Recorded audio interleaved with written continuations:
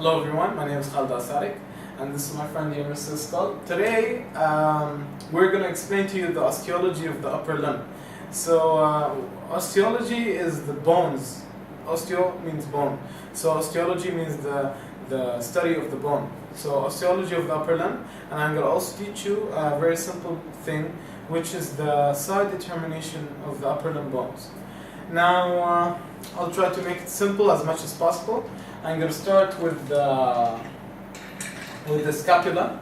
Okay, so the scapula is in the back, it's the backbone. So as you see here, it has a spine. So this spine is very important. So we have two fosses. This spine separates the scapula into two. So this part and this part. As I said in my last lecture, you could go and visit it and see the terms and which makes the anatomy more easy. And continuing in here, we have a scapula, as I said, a spine, one superior part and one inferior part. So superior means above, inferior means under. So this spine, it's above the spine. So we call it supraspinatus fossa. And we have the part under the spine. We have an infraspinatus fossa. So it's very simple actually. And we have two processes coming out of the scapula. We have the first process is acromion process. The second process is coracoid process.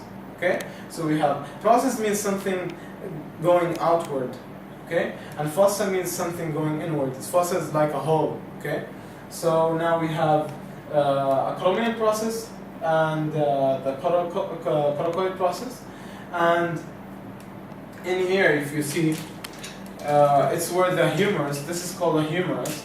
It's where the humerus attaches in this glenoid fossa.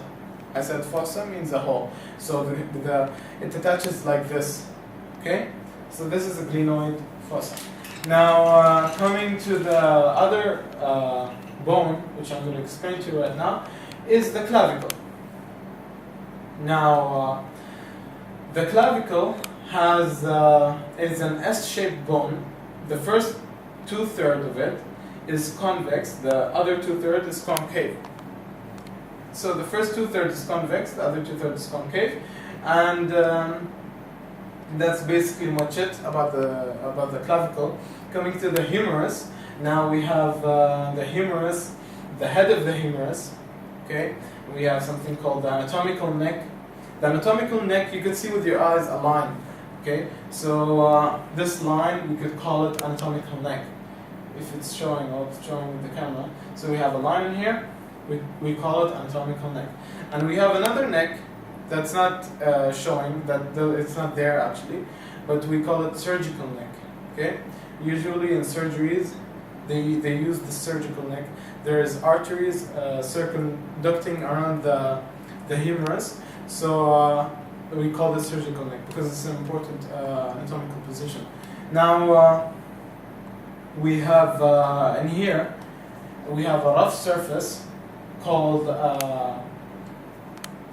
deltoid tuberosity, and coming downward, as you see in here, we have of course the whole thing from here to here is this shaft of the humerus.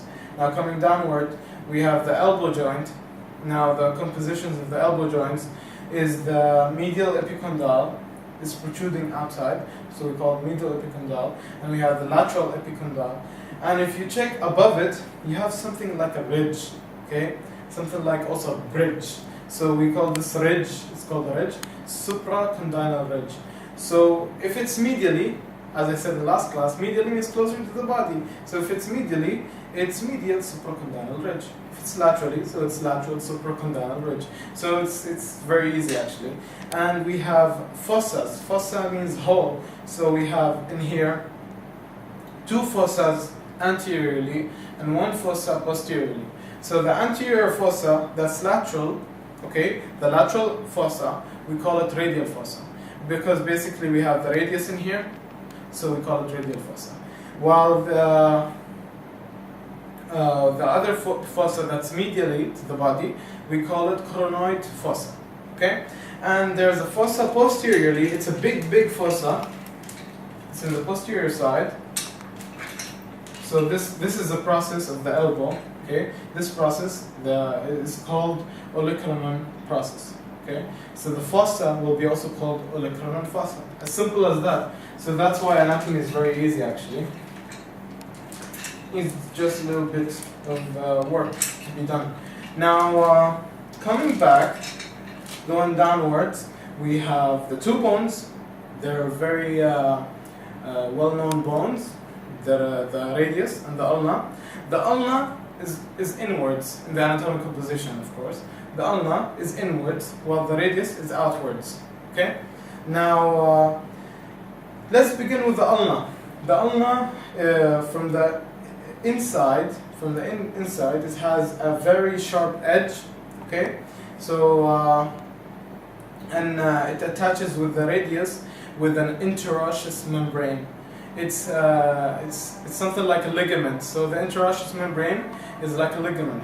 Now, coming to the processes of the ulna, the process in here, as I said, the fossa is called coronoid fossa. So the process will be called coronoid process. While the posterior side, we have an olecranon fossa. So this olecranon fossa is in the humerus, while the process, we call it olecranon process, as I said before. So coming down, we have a shaft, and we have also this protruding process. It's a process called styloid process. Okay, we have one in the ulna, and we have also another one in the radius. Now, if you're wondering what is the head of the ulna, where is the head of the radius, now I'll tell you. Coming to the radius, we have the head of the radius is in here, while the head of the ulna is downwards. So don't make a mistake. The head of the radius is up, the head of the ulna is down, while the tail of the radius is up, of the ulna, I'm sorry, is up, and the tail of the radius is down. So head, tail, head, tail. Okay. Now, coming to the joints between the radius and the ulna, we have the proximal radio-ulnar joint. That's what I was talking about in last class, about the proximal and distal, closer to the origin of the structure. So basically, we have in here, between the radius and the ulna, over here exactly, we have the proximal radio-ulnar joint, while downwards, we have the distal radio-ulnar joint. Distal means downwards, means the further away from the origin. Okay. Now coming in the carpal area, carpal bones, we have 8 carpal bones. So they're in a row, 4 and 4, 4 downwards, 4 proximally, and 4 distally, as I said. So I'll begin with an easy thing that you should remember. Just let's say, remember this. She looks too pretty, try to catch her. She looks too pretty, try to catch her. So take every first letter from this word. So she, first letter is S. So we put the S in here, and we call it scaphoid. Looks, it's an L, so we call it lunate, the second carpal bone. 2, triquetrum. Pretty, the smallest bone in the body. It's very important. Pisiform. And trapezium. 2, trapezoid. Catch, capitate, and edge, her, hamate. Okay, so to know the bone, the last bone, which is in hamate, it has a little hook.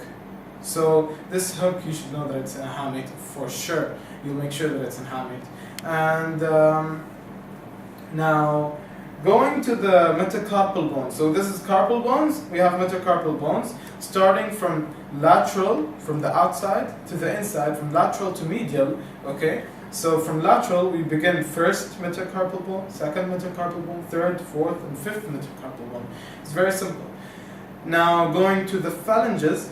Now the phalanges, we have 2 phalanx in the thumb. So in the thumb we have only 2 phalanx, while in the other fingers we have 3 phalanx. So in here we call it proximal phalanx, so it's closer to the origin, and distal phalanx. It's away from the origin. Okay. Now we have in here 3 phalanx what do we call the middle one? The proximal one is outside, the middle one is as simple as that, middle phalanx, and the further away one is the distal phalanx.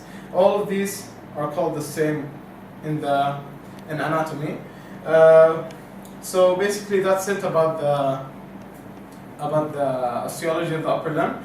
Now I'm going to be explaining now the surface, the side determination of the upper limb. Now beginning with let's take the clavicle at first. Now the clavicle, I told you, is an S-shaped bone. 2/3 of it is convex and 1/3 is concave. So 2/3 is facing outward. Convex means curving outward like a bridge, while 1/3 is curving inward. Okay, so basically this is outward, curving outward. It's the bigger edge. If you didn't remember this, you could just touch your own clavicle and then check, oh, this 2/3 is bigger than the last 1/3. So you'll know that it's 2/3 is convex, while 1/3 is concave. Now coming to know if it's right side or is it the left side. Now I told you that the convex shape will be facing outward. Okay, so you put it outward, and you have in here, in this side, you have a flat end and you have a big end. Okay, so you have a flat end and a big end. The big end should be in the sternum, attaching to the sternum, because it needs big support, while the lateral end, the flat end, we should be a little small, so it doesn't need much support. So you should know that it's flat. So you hold it in your, let's say the convex shape is outside. Okay, so you hold it with your left hand and you check. You see if it's convex, you put it in your own clavicle, and you see the bigger head. Is the bigger head facing inward? The bigger head must always face inward, and the convex shape must always face outward.